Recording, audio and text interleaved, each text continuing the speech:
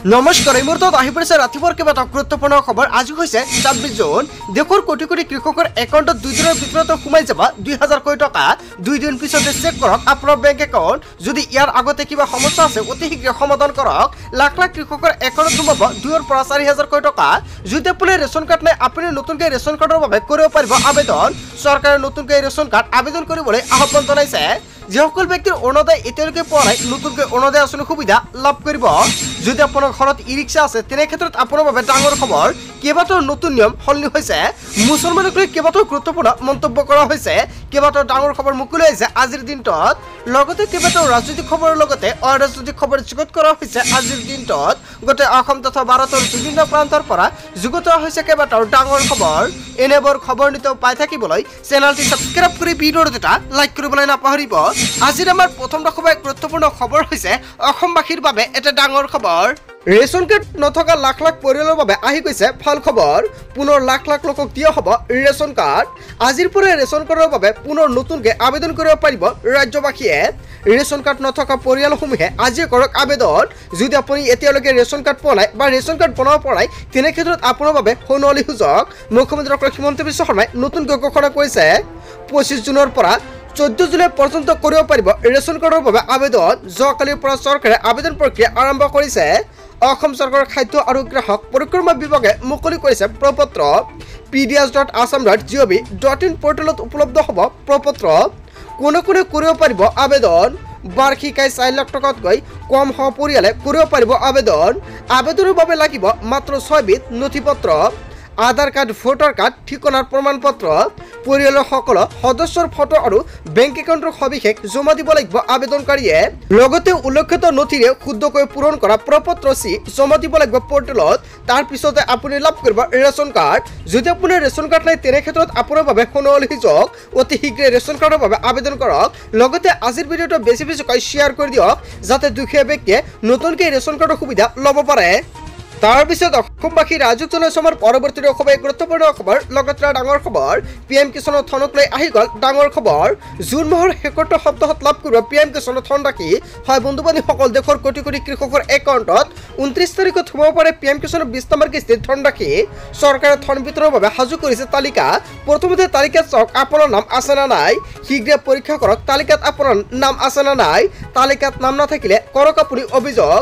Save কৰি লওক on 5526 number অথবা অন 8000115526 আৰু শেষৰটো নম্বৰ হৈছে 01123381092 নম্বৰ। এতিয়া ছেভ কৰি ৰাখক আপোনাৰ মোবাইল ফোনত। আজিয়ে PM কিষাণৰ ৱেবছাইটত কৃষকক EKYC। যদি আপুনি এতিয়ালৈকে EKYC কৰা নাই অতি শীঘ্ৰে EKYC কৰক। EKYC সম্পূৰ্ণ নহয় কৃষকৰ একাউণ্টত নোসোমায় এই ধন ৰাশি। PM কিষাণৰ ২৫ জন হিতাধিকাৰীৰ বাবে এটা ডাঙৰ খবৰ। যদি আপোনাৰ একাউণ্টৰ কিবা সমস্যা আছে বা মাটিৰ নথিপত্ৰ কিবা আপডেট কৰিবলগীয়া আছে অতি শীঘ্ৰে আপডেট কৰক। অন্যথা আপোনাৰ একাউণ্টত আপুনি টকা নাপাব। আধাৰ কাৰ্ডৰ লগত বেংক একাউণ্ট লিংক আছে নে নাই, যদি নাই অতি শীঘ্ৰে কৰাই ৰাখক।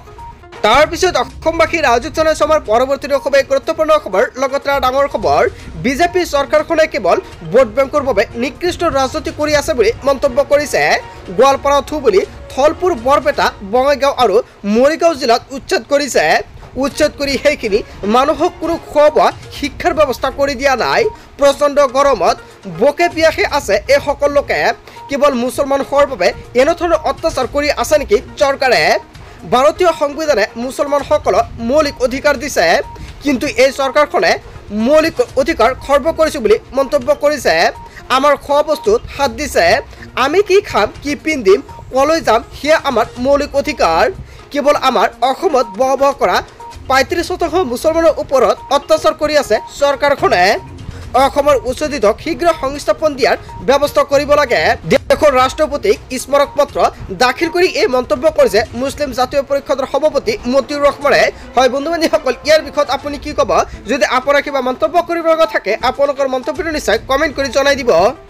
তাৰ পিছত অসমবাসী ৰাজুক জনাইছে আমাৰ পৰৱৰ্তী গুৰুত্বপূৰ্ণ খবৰ। লগতে ডাঙৰ খবৰ ই ৰিক্সা চালকৰ বাবে আহি গ'ল পুনৰকৈ নতুন নিয়ম।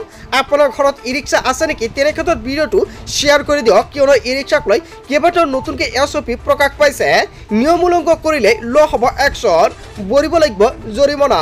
আজিৰ পৰা কাৰ্যকৰী হৈছে নতুন নিয়ম। চৰকাৰে জাৰি কৰিছে নতুন নিয়মৰ নটিচ। নিৰ্দেশনা অমান্য কৰিলে বাতিল হ'ব ই ৰিক্সাৰ পঞ্জীয়ন।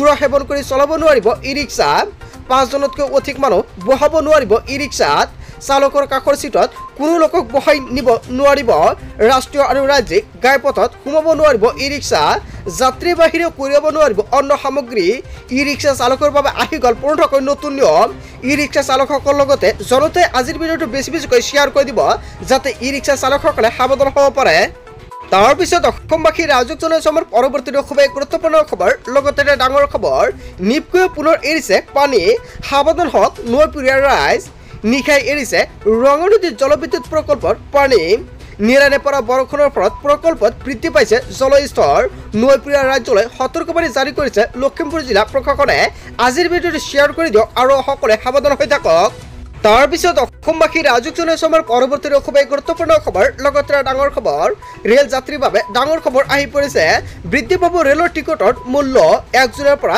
বৃদ্ধি হ'ব ৰেলৰ টিকটৰ মূল্য নন এচিত প্ৰতি কিলোমিটাৰত বৃদ্ধি পাব 1 পইচাকৈ আৰু প্ৰতি কিলোমিটাৰ 2 পইচাকৈ বৃদ্ধি পাব এচি শ্ৰেণীৰ টিকটৰ মূল্য সাধাৰণ দ্বিতীয় শ্ৰেণীত 500 কিলোমিটাৰতকৈ অধিক দূৰত্বৰ বাবে বৃদ্ধি পাব 8 পইচাকৈ ৰেল বিভাগে জাৰি কৰিছে নতুন নিৰিখ হয় বন্ধু-বান্ধৱীসকল ডাঙৰ খবৰ আহি পৰিছে আজিৰ ভিডিঅ'টো শ্বেয়াৰ কৰি দিব তাৰ পিছত অসমবাসী ৰাজক জনাইছে আমাৰ পৰৱৰ্তী খুবেই গুৰুত্বপূৰ্ণ খবৰ লগতে ডাঙৰ খবৰ 1 ছেকেণ্ডত চাকৰি যাব আৰক্ষীৰ বেয়া ব্যৱহাৰ কৰিলে দিয়া হ'ব অভিযোগ মুখ্যমন্ত্ৰী হিমন্ত বিশ্ব শৰ্মাই কঠোৰ হৈ পৰিছে আৰক্ষীয়ে দুৰ্ব্যৱহাৰ কৰিছে নেকি আপোনাক তেনে ক্ষেত্ৰত আপোনাৰ বাবে ডাঙৰ খবৰ এতিয়াই ভিডিঅ'টো শ্বেয়াৰ কৰি দিয়ক মুহূৰ্ততে চাকৰি যাব আৰক্ষীক ব্যৱহাৰক লৈ পুনৰ কঠোৰ হৈ পৰিছে মুখ্যমন্ত্ৰী ডক্টৰ হিমন্ত বিশ্ব শৰ্মাই কোনো সাধাৰণ জনতাক দুৰ্ব্যৱহাৰ কৰিলে লোৱা হ'ব কঠোৰ ব্যৱস্থা আৰক্ষীয়ে কোনো সাধাৰণ জনতাক দুৰ্ব্যৱহাৰ কৰিব নোৱাৰিব দোষী সাব্যস্ত হ'লে আৰক্ষীও সাৰি নাযাব সাধাৰণ জনতাৰ সৈতে